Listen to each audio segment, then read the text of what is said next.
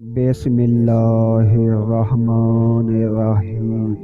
السلام علیکم میرے دوستوں، محترم خواتین و حضرات۔ بغداد میں ایک نوجوان تھا، وہ بہت خوبصورت تھا اور اس کا کام نل سازی تھا۔ نل وہ چیز ہوتی ہے جو گھوڑوں کے ٹانگوں میں لگایا جاتا ہے۔ وہ نال بناتا بھی تھا اور گھوڑوں کے پاؤں پر چڑھاتا بھی تھا۔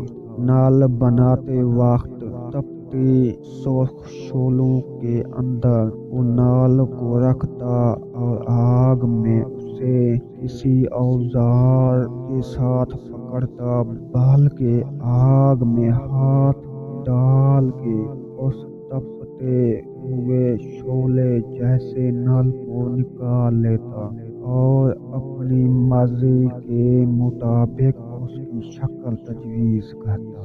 لوگ اسے دیکھ کر اس کو دیوانہ کہتے اور حیران بھی ہوتے کہ اس پر آگ کا اثر کیوں نہیں ہوتا۔ ایک مرتبہ اس کے پاس کسی دوسرے شہر کا آدمی آیا۔ جب اس نے ماجرا دیکھا، اس نے تجسس سے اس نوجوان سے پوچھا کہ اسے گرم گرم لوہا پکڑنے سے کیوں کچھ نہیں ہوتا۔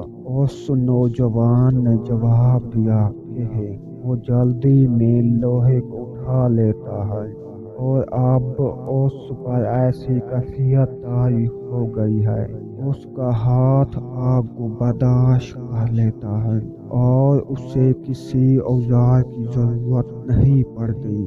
اس آدمی نے کہا، میں اس بات کو نہیں مانتا، یہ تو کوئی اور ہی بات ہے۔ اس نے نوجوان سے کہا، مجھے اس کی حقیقت بتاؤ۔ جوان نے بتایا، بغداد میں ایک نہایت حسین و جمیل لڑکی تھی اور اس کے والدین عمرے کے لیے گئے اور کسی حادثے کا شکار ہو گئے اور وہ دونوں مر گئے اور یہ لڑکی بے یار و مددگار اسی میں رہنے لگی۔ وہ لڑکی پردے کی پلی ہوئی تھی، گھر کے اندر رہنے والی لڑکی تھی اور اب اس کو سمجھ نہیں آتی تھی کہ وہ زندگی کیسے گزارے۔ آخر کار نہایت غم زدہ اور وہ پریشانی کی حالت میں بہر سڑک پر نکل آئی۔ اس نے میرے دروازے پر دستک دی اور کہا، کیا مجھے ٹھنڈا پانی مل سکتا ہے؟ میں نے کہا، ہاں، اور اندر سے پانی لا کر اس لڑکی کو دیا۔ اس لڑکی نے کہا، خدا تمہارا بھلا کرے۔ میں نے اس سے پوچھا، کیا تم نے کچھ کھایا ہے؟ اس نے جواب دیا، نہیں، میں نے کئی دنوں سے کچھ نہیں کھایا۔ میں نے اس لڑکی سے اکیلے پھرنے کی وجہ تو لڑکی نے اپنا اوپر گزرا ہوا سارا واقعہ سنا دیا اور کہا، مجھے سمجھ نہیں آتی کہ میں زندگی کیسے گزاروں گی۔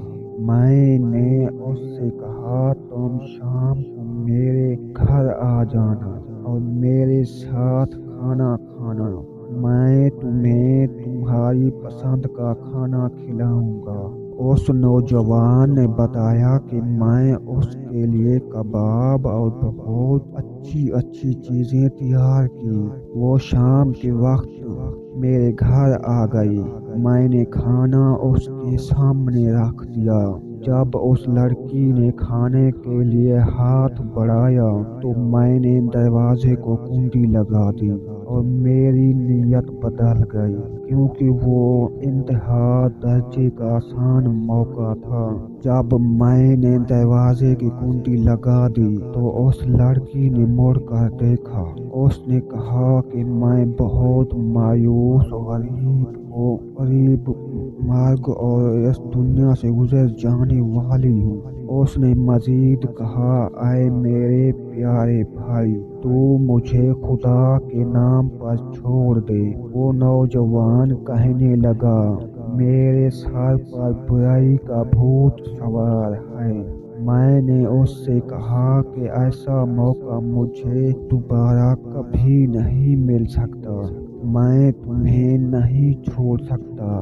उस लड़की ने मुझसे कहा, मैं खुदा और उसके रसूल पर दरख्वास्त करती हूँ, मेरे पास सिवाय इज्जत के कुछ नहीं, और ऐसा ना हो कि मेरी इज्जत पमाल हो जाए और मेरे पास कुछ भी ना बचे, और फिर उस हालत में मैं अगर जिंदा भी रहूं तो मेरी मुर्दों की तरह जिंदगी हो जाएगी। उस नौजवान ने बताया कि लड़की की ये बात सुनकर मुझ पर खुदा का खौफ तारी हो गया। मैंने दरवाजे की कुंडी खोली और उसके सामने खड़ा हो गया और कहा, मुझे माफ कर देना, मेरे ऊपर एक गरीब कैफियत तारी हो गई थी, लेकिन अब वो कैफियत दूर हो गई है। तुम शौक से खाना खाओ और आज से तुम मेरी बहन हो। ये सुनकर उस लड़की ने कहा, हाय अल्लाह, मेरे इस भाई पर दोज़ख की आग हराम कर दे। ये कहकर वो रोने लगी और ऊंची आवाज से कहने लगी कि ऐ अल्लाह, ना सिर्फ दोज़ख की आग हराम कर दे, बल्कि इस पर हर तरह की आग को हराम कर दे। नौजवान ने बताया कि लड़की ये दुआ देकर चली गई। एक दिन मैं अपनी दुकान पर काम कर रहा था और नल गर्म कर रहा था। मैं गर्म लोहा पकड़ने के लिए हाथ बढ़ाया तो वो आग के शोलों में चला गया, लेकिन मेरे हाथ पर आग का कोई असर न हुआ।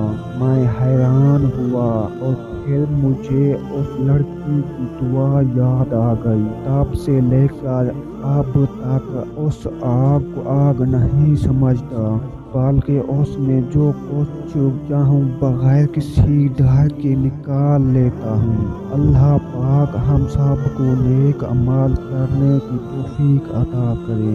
उम्मीद है आज की ये वीडियो पसंद आई होगी, तो मेरे चैनल को सब्सक्राइब ज़रूर करना।